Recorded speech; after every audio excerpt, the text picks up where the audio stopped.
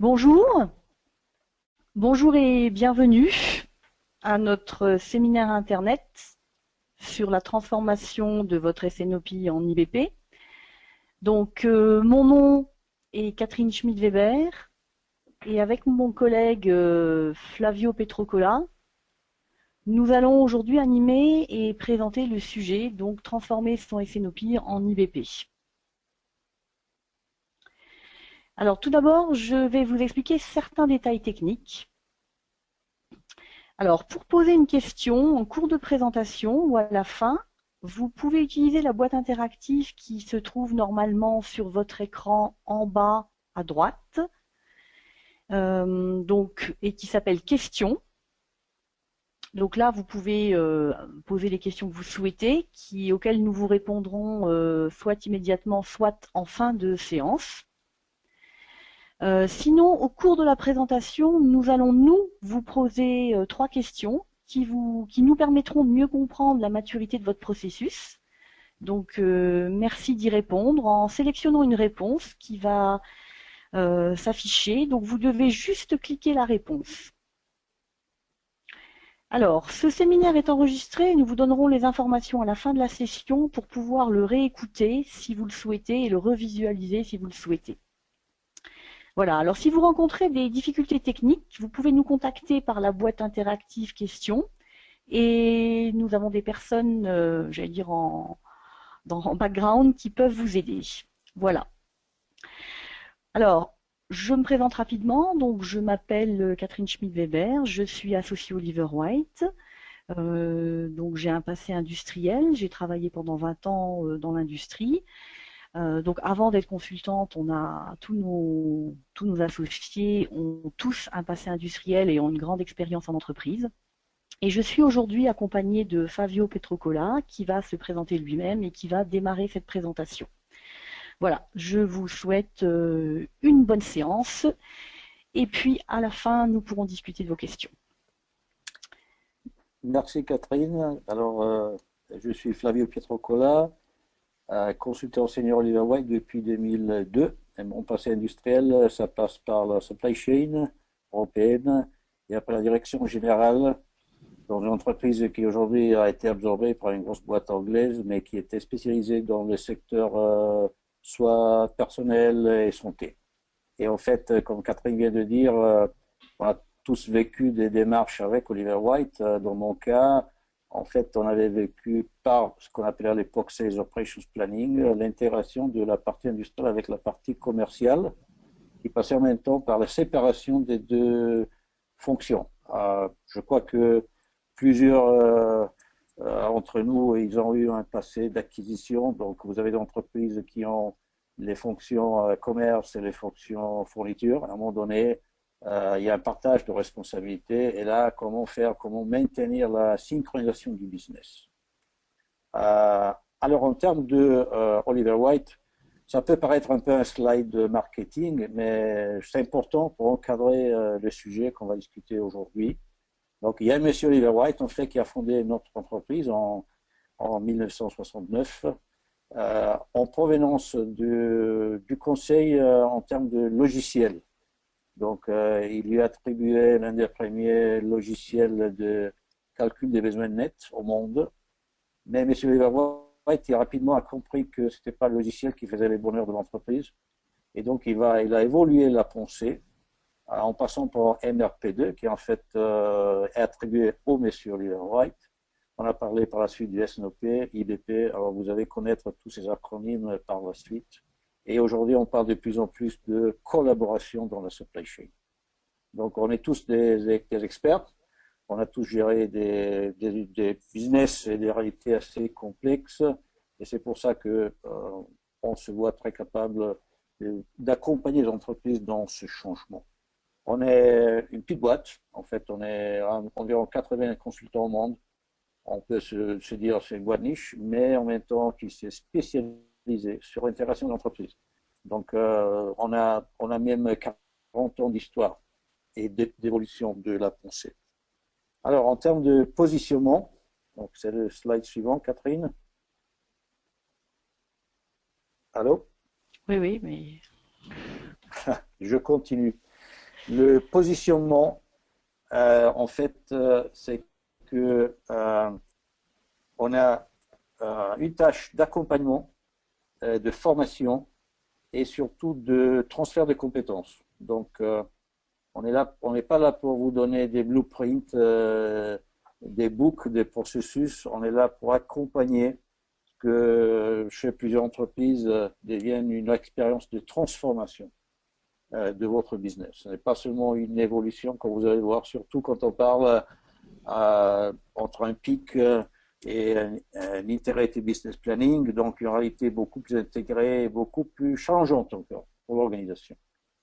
Alors, en termes des objectifs de la présentation, on va évoquer c'est quoi les éléments différentiels entre ce qu'on pourrait dire à l'époque c'était un Sales Operations Planning ou même PIC et ce qu'on dit aujourd'hui l'intégration de l'entreprise.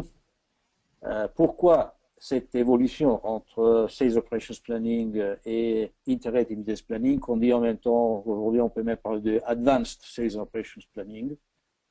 On va vous faire passer par une réflexion du pourquoi, même si la majorité des entreprises au monde aujourd'hui pourrait dire qu'ils utilisent des mécanismes de gestion intégrée, pas toute entreprise est capable d'afficher les résultats et les gains de l'investissement qu'on a fait en personne un système. Donc, pourquoi ce manque de performance, même si on a a priori des processus qui paraissent bons.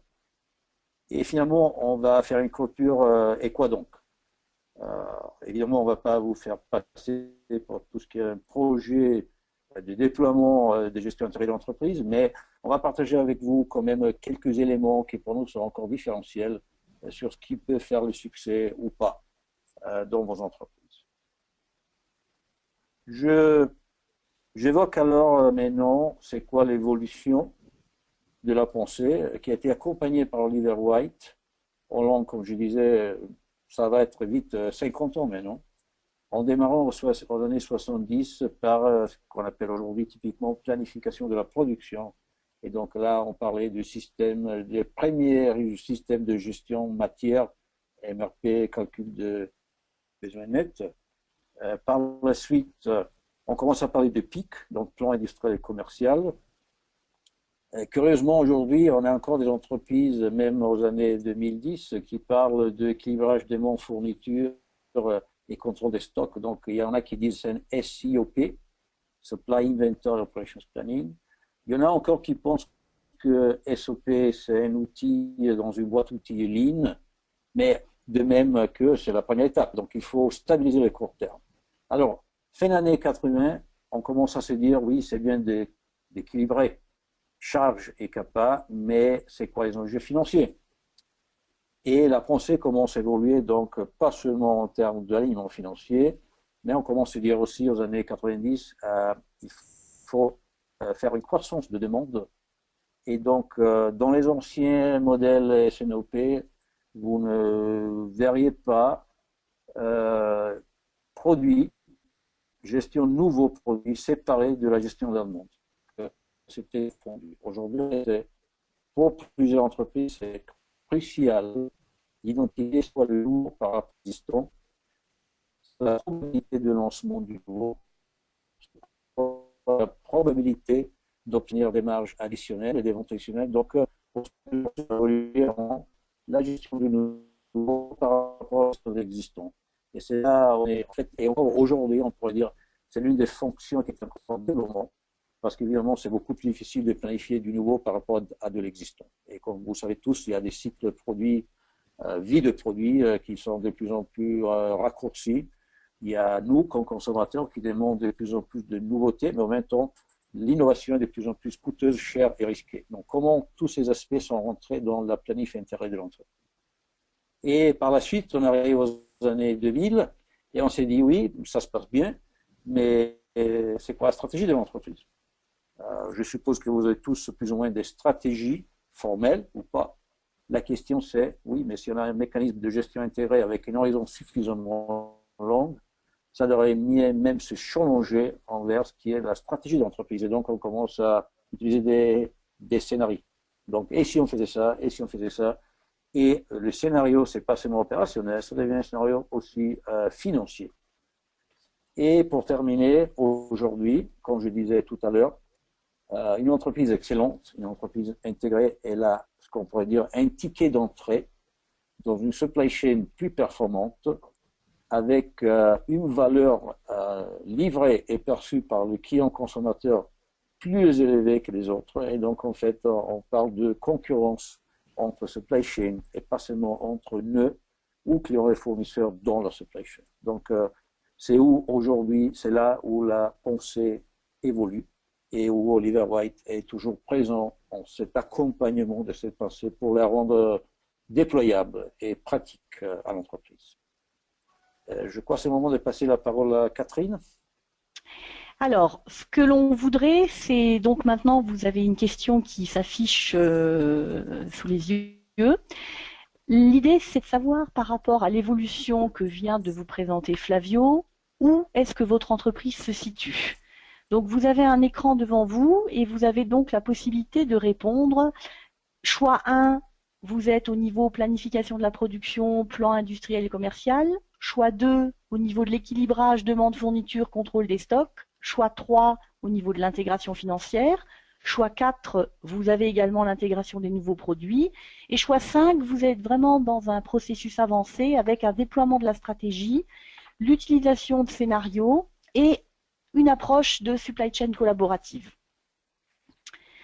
Voilà, donc normalement, vous avez possibilité de cliquer sur, de sélectionner un sondage et donc de répondre dans la boîte qui se trouve à droite si vous sélectionnez le sondage. Voilà, donc le sondage maintenant est ouvert et vous pouvez répondre.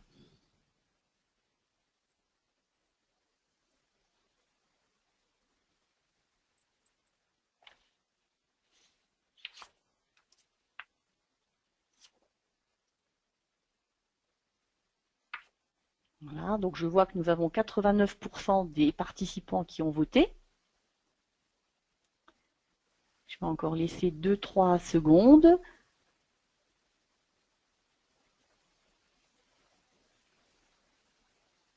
Ok, ben je vous propose maintenant de continuer.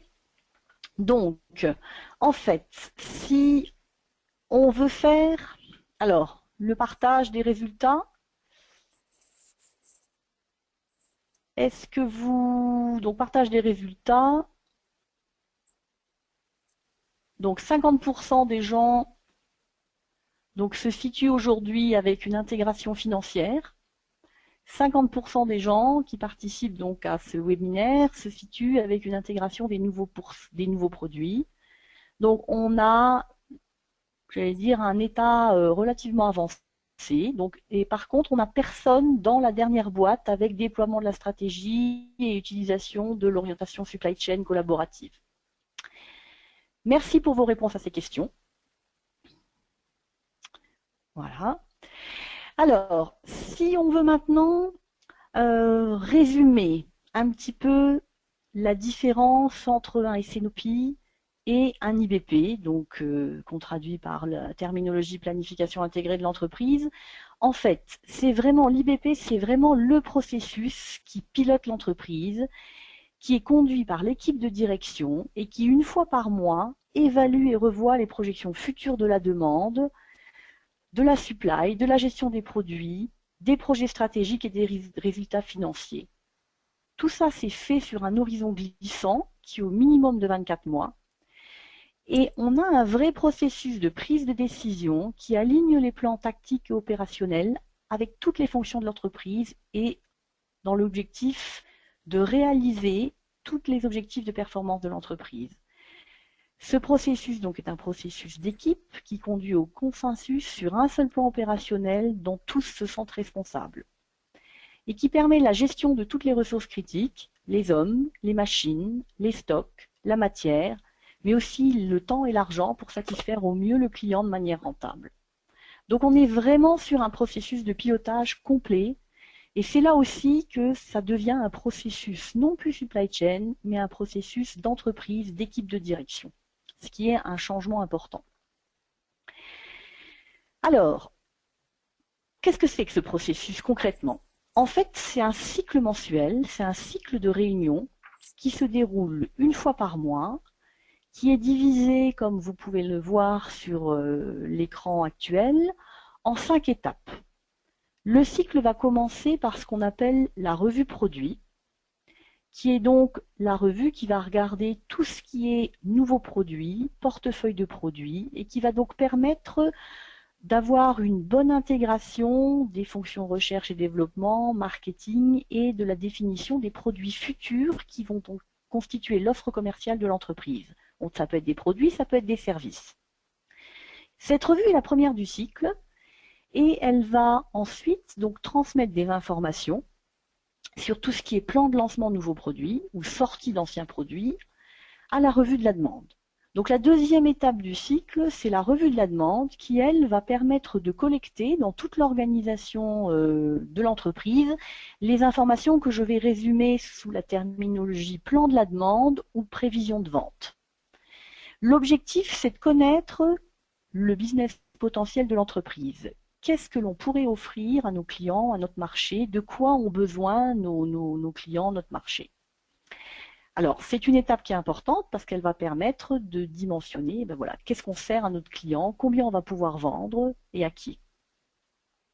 Cette deuxième étape, elle va donc permettre de constituer le plan de la demande ou les prévisions de vente qui vont, elles, être transmises dans une troisième étape à la supply, à revue de la fourniture, qui va donc, elle, permettre de dire comment je réponds à cette demande. Donc, le plan de la demande a au passage intégré tous les volumes de nouveaux produits qui sont prévus. Donc on arrive en revue de la fourniture avec un plan qui contient tous les éléments des revues précédentes. La demande normale de l'offre commerciale actuelle, plus la demande des nouveaux produits. Alors, revue de la fourniture, elle va regarder comment répondre à la demande en mobilisant toutes les ressources, à la fois de l'entreprise, si on fait de la production, mais aussi du réseau de fournisseurs avec lequel on travaille, et également des sous-traitants ou de tous les partenaires de la chaîne logistique avec lesquels on travaille et qui nous permettent de répondre au mieux à la demande de notre client. Cette revue de la fourniture est donc la réponse à la demande et va peut-être potentiellement soulever des problèmes. Dire oui, je peux répondre à la demande ou je ne peux pas. Et si je ne peux pas, qu'est-ce que je peux faire pour essayer d'y répondre le plus rapidement possible? La quatrième étape, mais qui est aussi une étape en continu, est ce qu'on appelle la revue de la réconciliation et de l'intégration. Cette revue a pour but de regarder tout ce qui se passe dans les revues précédentes, de remonter les problèmes éventuels si on a besoin d'arbitrage, et aussi de mettre en place des scénarios, de mettre en place des projections financières et de comparer tout ce qu'on a mis en place aux objectifs de l'entreprise et de regarder s'il y a des écarts. Si on a des écarts avec le budget, si on a des écarts avec le business plan, si on a des écarts avec les objectifs stratégiques. Et en cas d'écart, qu'est-ce qu'on fait? Il faut bien voir que là, on est sur un horizon glissant d'à peu près 24 mois. On travaille par famille. Donc, on n'est pas forcément dans le précisément juste, on est dans le globalement juste. Mais l'intérêt, c'est de montrer les grandes tendances de l'entreprise et de regarder par rapport au futur, d'anticiper où est-ce qu'on va être dans 24 mois ou plus. Donc là, on est sur des projections. Cette réunion d'intégration-réconciliation a aussi pour objectif de préparer la revue de pilotage de l'entreprise et de préparer notamment les décisions qui doivent être prises. Parce que si on veut que les décisions soient prises et il faut que les gens aient les éléments préparés pour pouvoir prendre une décision en bonne connaissance avec la bonne information. Donc c'est vraiment une étape importante, c'est une étape qui va permettre de regarder l'aspect financier, de regarder les scénarios, de faire des recommandations et de préparer la décision, de préparer la revue de pilotage. La dernière revue, c'est la revue de pilotage. La revue de pilotage, c'est la prise de décision finale et c'est la fin du cycle. C'est là où on va valider le plan qui va permettre de faire fonctionner toute l'entreprise dans les mois qui viennent. Alors, ce cycle, il a lieu tous les mois, mais tous les mois, on va surtout regarder les changements, parce qu'on ne va pas tout recréer tous les mois, on va regarder ce qui se passe d'un mois à l'autre et on va travailler les changements. Alors, ça paraît beaucoup de bon sens. Alors, ce modèle, ce modèle de planification intégrée, il fait partie du modèle intégré d'Oliver White, qui est un modèle là que vous voyez de manière complète, qui en fait se décompose en deux grands pavés. Le pavé du haut, qui travaille au niveau agrégé, principalement sur le moyen et long terme, et le pavé du bas, qui lui va travailler plus sur le court terme et sur les processus plus détaillés qui font aussi l'exécution. En fait, les deux sont importants. Le long terme et évidemment aussi le court terme et l'opérationnel qui nous permet de gérer le quotidien, parce que le quotidien, il faut le gérer aussi.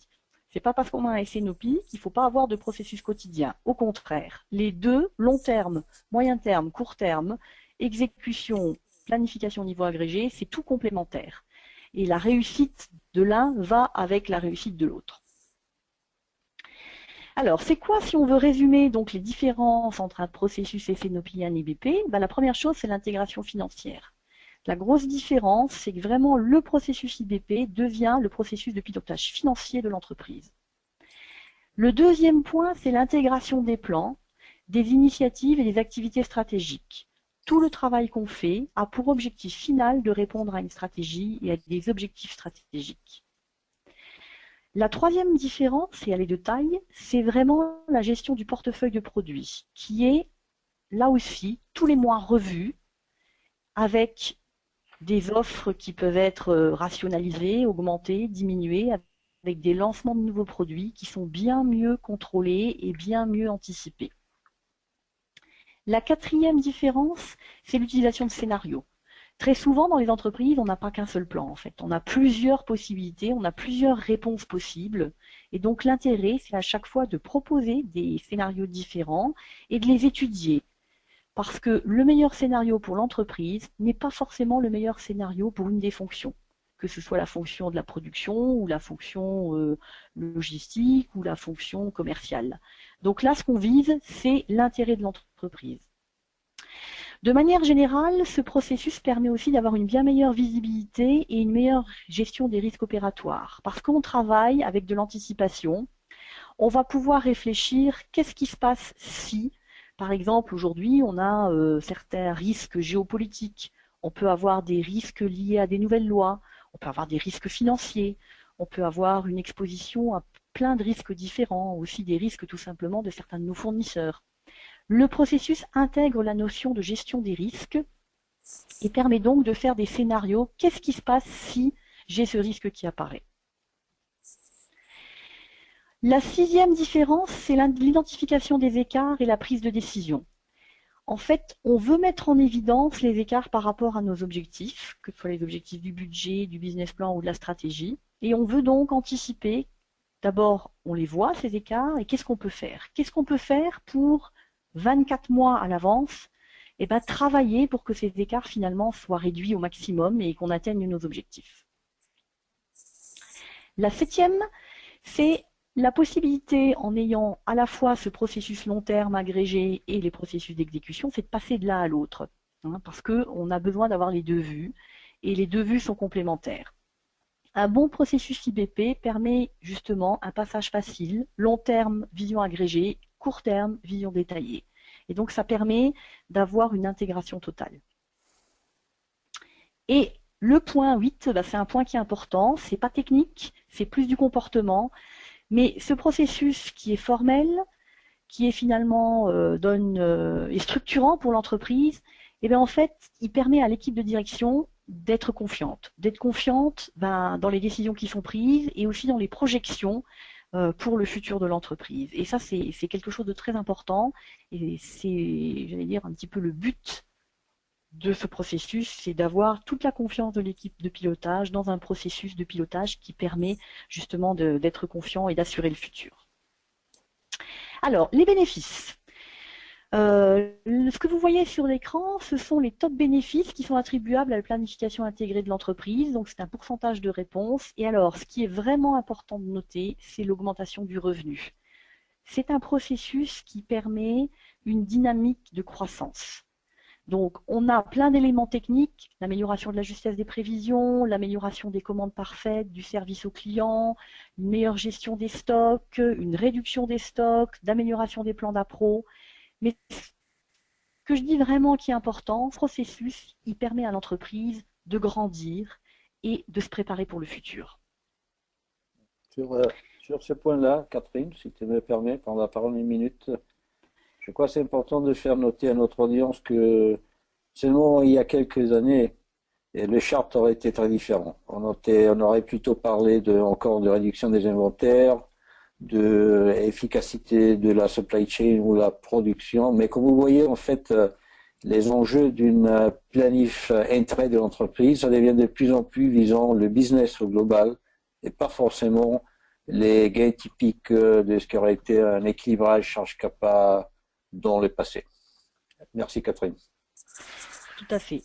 Alors, donc ce processus qui finalement n'est pas révolutionnaire, mais il y a beaucoup de bon sens. Pourquoi en fait la plupart des entreprises aujourd'hui ça fonctionne pas comme ça? Eh bien en fait c'est parce que dans beaucoup d'entreprises on a encore un équilibrage de la demande et de la supply sur un horizon réduit qui va beaucoup, on va dire majoritairement de 1 à 12 mois. Donc l'horizon n'est pas suffisamment long. Et les gens vont regarder surtout les chiffres et finalement, même s'ils ont des chiffres sur un horizon de 12 mois, ils vont surtout se focaliser sur le court terme et ils ne vont pas utiliser tout l'horizon qu'ils ont. Le deuxième point, c'est les chiffres, un seul, sont insuffisants. En fait, on doit avoir des chiffres, c'est évident, mais derrière, il faut aussi avoir la compréhension de ces chiffres et nous, dans le langage Oliver White, c'est ce qu'on appelle les hypothèses, c'est-à-dire quelles sont les histoires derrière les chiffres et comment on explique les chiffres. Et normalement, d'un mois à l'autre, on n'a pas de changement de chiffre si on n'a pas un changement d'hypothèse. L'hypothèse, c'est ce qui explique, que ce soit la croissance, que ce soit des hypothèses sur nos clients, sur nos marchés, sur notre activité. Si on parle de production, ça va être nos hypothèses de capacité, nos hypothèses de disponibilité matière.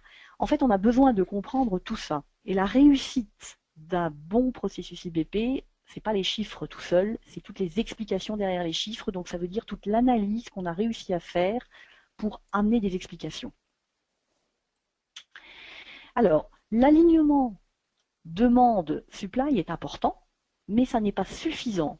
Pourquoi? Parce que si on fait que de répondre à une demande, et ben finalement, on ne va jamais grandir.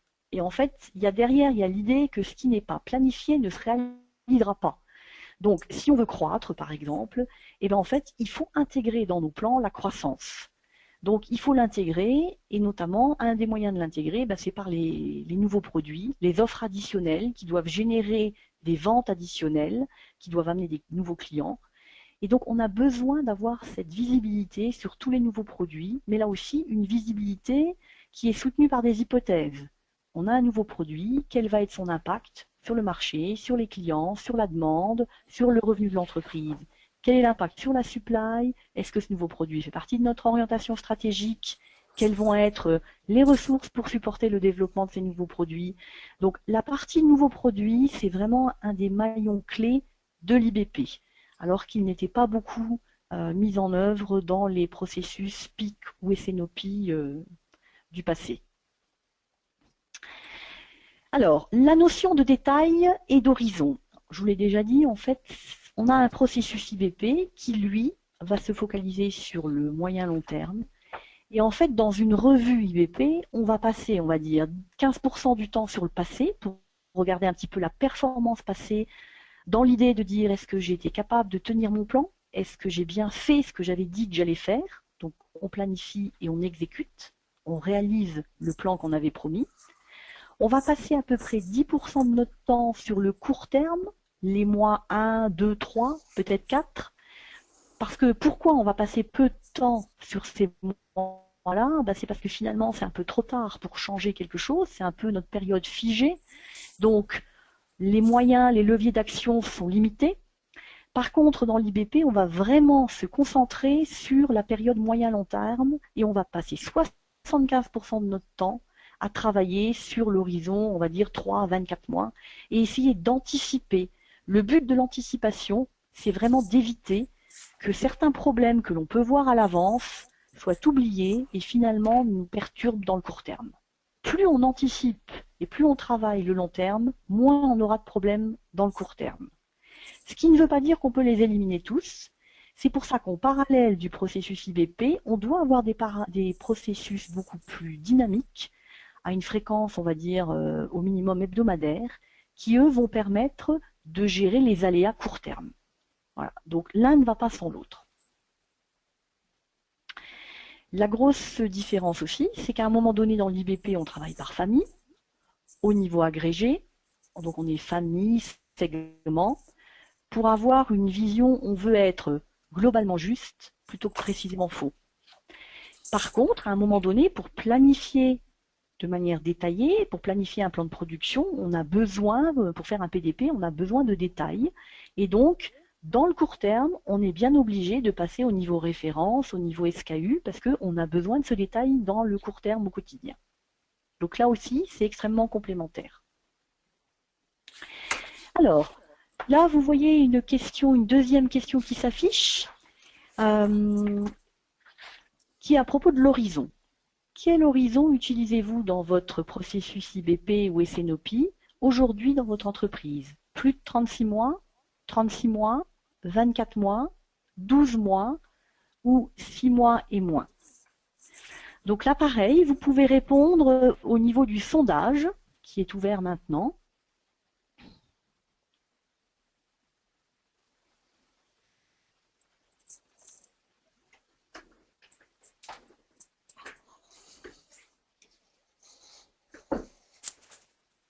Voilà, je vois les résultats qui s'affichent.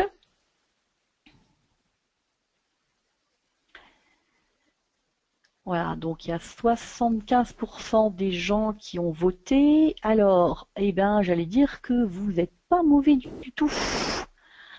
Vous n'êtes pas mauvais du tout, puisque ce que je peux voir, c'est 17% des gens qui ont plus de 36 mois, 33% qui sont à 36 mois, 17% qui sont à 24 mois, 33% qui sont à 12 mois, et personne en deçà de 6 mois et moins. Donc, ben, c'est pas mal du tout. Parce que la clé de réussite du processus IBP, c'est justement l'horizon. Et qu'est-ce que j'anticipe et comment je l'anticipe. Donc, c'est très bien. Alors là, je reprends.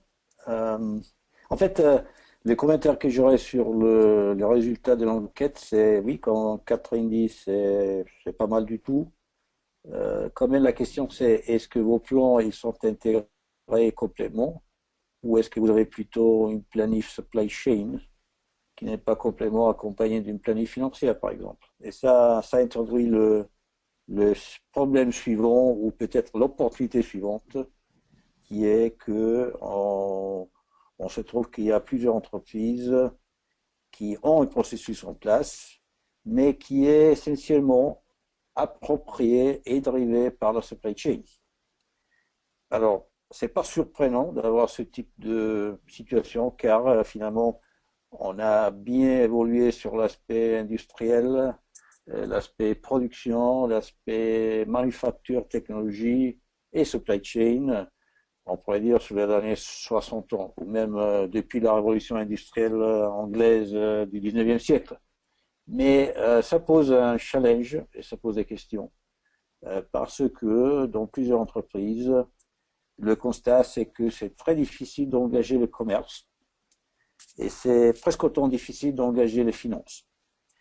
Alors, comment avoir un bon processus Sales Operations Planning si les ventes ne se voient pas propriétaires du processus et portantes du processus? En fait, le challenge, c'est comment intégrer le tout. Et là, vous voyez un slide suivant où vous avez la flèche, ça vous dit IBP ou SNOP avancé. En fait, c'est le mécanisme d'alignement des efforts de toute entreprise et de tout secteur d'entreprise.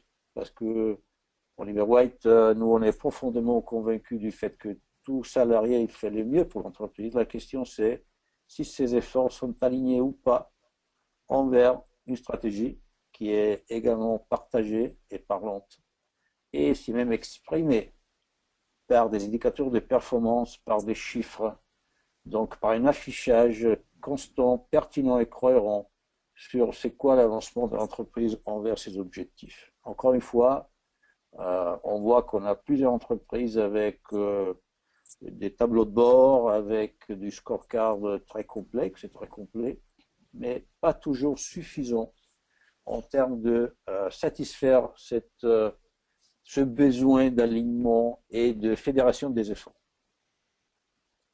Alors, quand on parle de finances, encore, oui, on a un processus qui tourne, on a même une visibilité long terme. La question, c'est quoi le degré d'alignement des projections financières?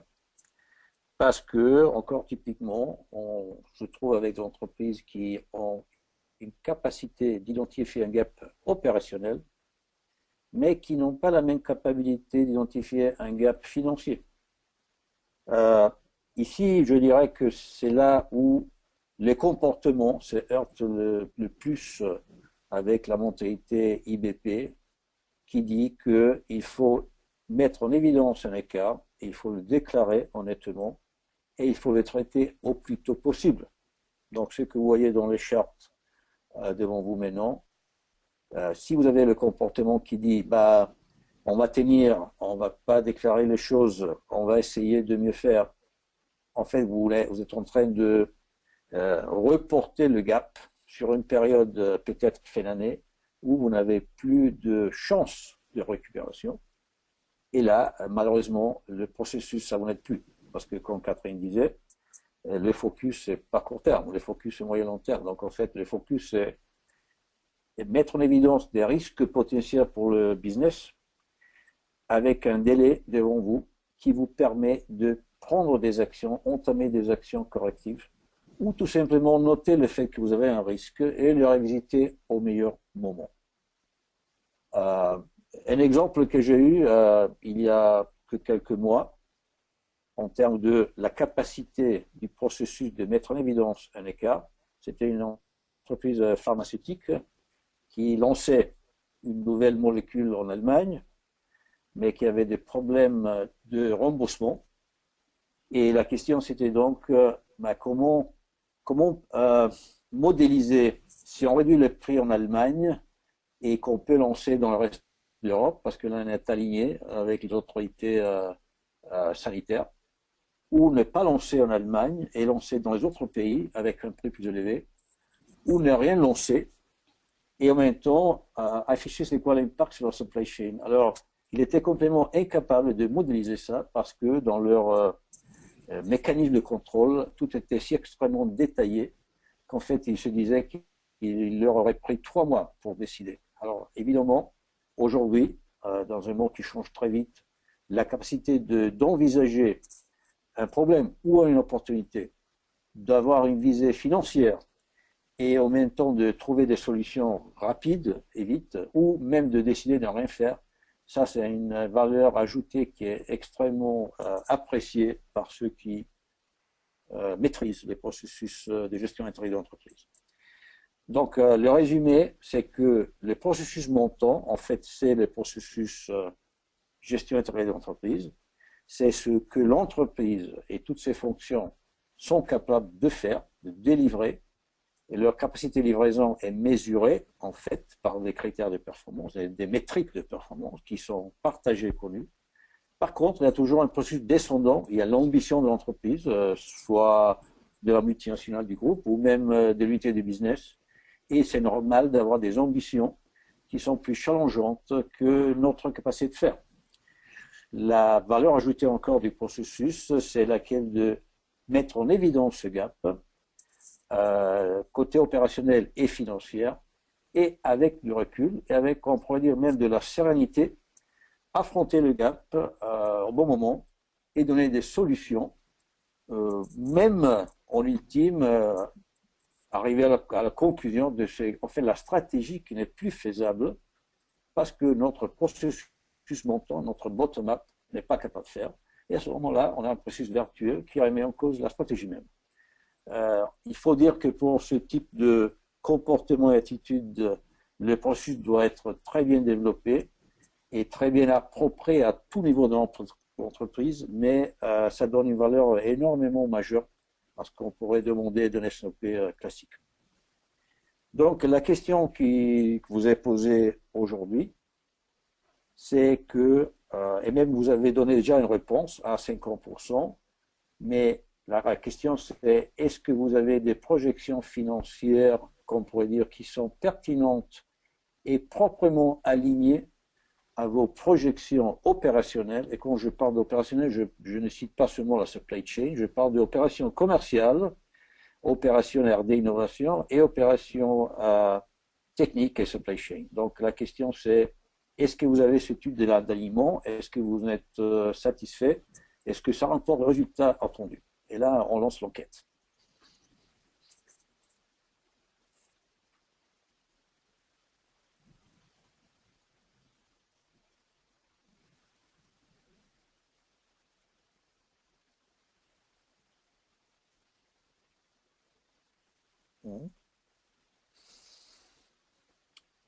Voilà le résultat. Donc, on pourrait même dire, vu ça, que vous n'êtes pas de potentiel client Oliver White. Peut-être on peut apprendre des choses de vous. Quand même, je vous félicite, hein, parce que franchement, c'est pas normal d'avoir ce type de résultat, surtout devant un public, on ne vous connaît pas forcément, mais on suppose que c'est plutôt un public supply chain, et pas forcément financier. Donc, félicitations, et Catherine, tu continues? Oui, alors oui, effectivement, ce sont des résultats très bons, hein, puisque 71% intègrent des projections financières. C'est bien, c'est très bien. Alors, le dernier point, c'est comment faire passer ce processus d'un processus, on va dire, supply chain à un processus de pilotage d'entreprise, puisque c'est la grosse différence entre le SNOP et l'IBP, c'est le processus de pilotage d'entreprise. Et c'est vrai qu'aujourd'hui, on a dans certaines entreprises du mal, puisqu'historiquement, on avait un processus supply chain, et aujourd'hui, on veut le faire évoluer vers un processus de pilotage. Alors, c'est avant tout une question de leadership, et c'est aussi avant tout intégrer la stratégie, c'est-à-dire vraiment faire que ce processus permette de suivre le déploiement de la stratégie. Quand on arrive à donner au processus une dimension stratégique, eh bien en fait, tout le monde s'y retrouve et l'équipe de direction va s'impliquer davantage. Le deuxième point, c'est vraiment l'évaluation financière. Donc il y a l'évaluation financière qui permet de faire des scénarios, qui permet d'évaluer le coût de production, qui permet d'évaluer les coûts de vente, tout ça. Mais il y a aussi la possibilité de faire vraiment des projections financières du type profit and loss sur un horizon de 24 mois. Et là, la projection financière permet aussi à l'équipe de direction de s'impliquer et au processus de devenir un processus de pilotage. La gestion des produits, donc qui donne donc une meilleure visibilité à tout le monde, et aussi là aussi l'aspect financier de l'introduction des nouveaux produits, c'est un point qui permet au processus de devenir un processus de pilotage. La meilleure compréhension des plans de vente et marketing avec derrière toutes les hypothèses qui sont explicites et qui permettent à tout le monde de comprendre le contexte. L'emphase au niveau supply, au niveau fourniture, pour préparer, bien comprendre les problèmes, les contraintes et prendre les bonnes décisions, soumettre aussi les bonnes décisions, les bonnes demandes d'investissement. Ça permet au processus de prendre une dimension vraiment d'investissement, donc de stratégie, de croissance, s'il y a besoin. Et puis donc cette réconciliation continue qui fait que en fait on prépare, on a la vue consolidée et on est capable de montrer les écarts par rapport au budget, par rapport au business plan, par rapport à la stratégie. Donc, et à proposer des recommandations pour atteindre ces objectifs de la meilleure manière, appuyés par des scénarios opérationnels mais aussi financiers qui permettent donc à la fois d'optimiser les résultats et de minimiser les risques. Tous ces éléments vont faire qu'on passe d'un processus supply chain à un processus vraiment de pilotage qui va intéresser l'équipe de direction. Parce qu'on a un travail d'équipe et on peut générer une meilleure confiance. Alors globalement, ici vous voyez une échelle de maturité qui permet un petit peu de retracer l'évolution d'un bon processus de planification intégrée ou IBP, en sachant que quand on est niveau classe A, on est donc à un niveau relativement élevé et que le point, j'allais dire, le premier niveau à viser, qui est le niveau planification intégrée de l'entreprise capable, qui correspond aussi à un niveau de certification Oliver White, eh ben, c'est que ce processus est vraiment le moyen formel de piloter l'entreprise et c'est le processus de prise de décision. Donc quand on en arrive à ce niveau-là, et peut-être que certains d'entre vous sont proches de ce niveau, vous avez atteint le premier niveau, on va dire, Oliver White capable. Et vous pouvez, c'est vraiment une première étape à franchir avant d'essayer d'aller plus loin. La planification à un niveau plus élevé, c'est vraiment quand on rentre dans l'étape collaborative. Alors, pour arriver là, ça se fait pas forcément tout seul, même si certains d'entre vous ont déjà bien, on va dire bien fait les choses et ont un bon processus en place. Pour arriver là, Oliver White a ce qu'on appelle une démarche éprouvée, une méthode qui est vraiment importante et qui a fait ses preuves, qui se traduit en 3 étapes. La première étape, c'est guider, la deuxième étape, c'est transformer, la troisième étape, c'est pérenniser. La première étape, c'est vraiment travailler avec l'équipe de leadership, avec les équipes de direction, pour essayer de faire comprendre que ce processus, c'est un processus de pilotage d'entreprise. Donc, vous voyez qu'il y a différents sous-étapes, diagnostics. Mais vraiment, l'objectif de cette première étape, c'est de voir avec l'équipe de direction si l'entreprise est prête pour basculer sur un processus IBP de pilotage d'entreprise.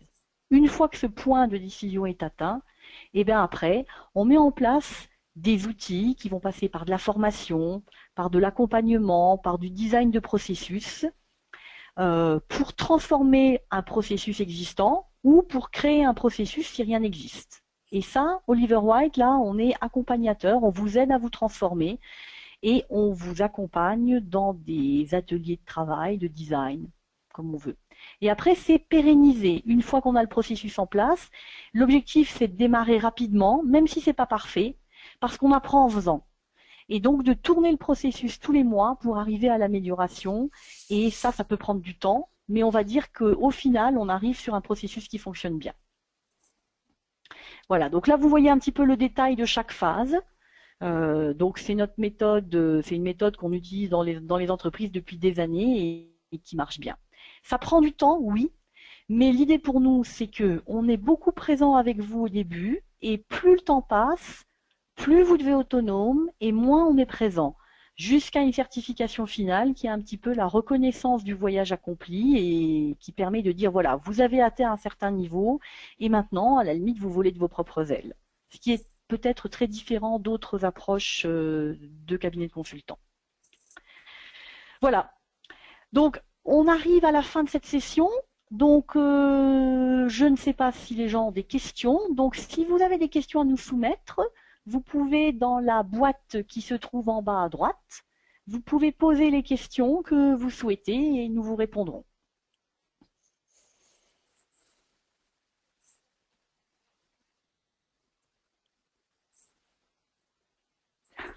Encore peut-être rajouter, pour dire c'est Catherine, que plusieurs entreprises viennent nous voir, même d'un niveau assez évolué de processus, pour se questionner, se challenger sur c'est quoi la prochaine étape. Voilà. Donc, même si vous êtes dans une étape déjà évoluée et plutôt avancée, le fait que Oliver White, comme je disais au principe, nous, on voit plusieurs entreprises et on est témoin de leur avance et leur chemin de progrès. On a toujours l'habilité de partager et d'échanger c'est quoi la dernière bonne pratique, c'est quoi qu'on fait au monde entier. Et pour cette entreprise, parfois c'est le confort de savoir qu'on est sur la bonne route. Et pour d'autres, c'est aussi une petite piqûre de rappel et peut-être redonner un peu d'élan à une démarche que peut-être avait été appropriée à l'époque par supply chain, mais qui aujourd'hui vraiment doit passer le bâton au business. Donc, il y a aussi cette opportunité de temps en temps de faire ce que les Anglais disent du benchmarking, auquel on peut rattacher aussi du benchmarking supply chain. Et de plus en plus, ça devient parlant parce que là, vous avez une évolution des processus, mais aussi une évolution des résultats de business. Alors, je vois qu'on voit une question. Donc, combien de temps pour la mise en place de ce process? Alors, je vais répondre. Disons que quand on reprend le schéma, il y a la première partie donc guidée, peut se faire relativement rapidement, mais en fait, la décision de lancer un projet, des fois, peut prendre du temps. Mais on va dire que la phase, une fois qu'on a la décision du comité de direction de lancer quelque chose, ça peut aller relativement vite. Alors moi je dirais que de manière, par expérience, la partie de formation et de conception du processus, une fois que la décision a été prise, ça va nous prendre entre 3 et 6 mois. L'intérêt, c'est d'aller relativement vite pour démarrer rapidement. Et une fois qu'on a les cycles qui sont en place, de les tourner, évidemment tous les mois, de s'améliorer. Alors la mise en place en tant que telle, elle va prendre 3 à 6 mois. Après, quand vous démarrez, évidemment, le processus n'est pas parfait. Et il va encore falloir, on va dire, 6 mois pour arriver à en obtenir tous les bénéfices. Parce que les premiers 3 mois, on va tourner le processus un peu à blanc et on va l'affiner, on va beaucoup travailler le processus. Au bout de 3 mois, on va travailler le contenu et donc on aura les premiers bénéfices. Donc je dirais, il faut quand même pas être voilà, il faut un minimum 9 mois pour avoir les vrais bénéfices du processus et que celui-ci soit en place. Donc globalement dans les entreprises, on va dire minimum 6 mois. La majorité des gens, c'est plutôt en 9 mois qu'ils arrivent à avoir quelque chose qui tienne la route, quoi. Je peut-être je réponds à la question sur outils informatiques. Alors, d'abord, Excel, il va exister toujours parce que n'importe quel logiciel hyper puissant, vous aurez toujours le besoin de vous sortir pour faire des extractions. Donc là, il ne faut pas avoir honte d'utiliser de l'Excel. Mais en termes de logiciel, en fait, Oliver White est associé formellement avec des fournisseurs de logiciels. Donc aujourd'hui, il y a pas mal d'offres de ce qu'on dit logiciel Sales Operations Planning, qui tout en démarrant de la planif et exécution supply chain, il bouge de plus en plus envers le cadran financier.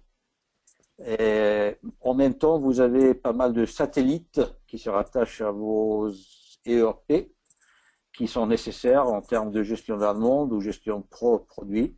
On dirait que dans l'expérience avec n'importe quel logiciel, c'est très difficile et très improbable que vous avez qu'un ERP qui puisse tout faire.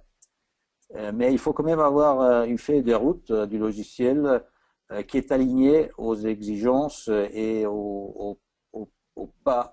à l'évolution de votre processus IBP. C'est une belle question à laquelle malheureusement on ne peut pas répondre en plus de détail, mais ravi de reprendre la question personnellement avec l'auditeur qui nous l'a posée. Merci.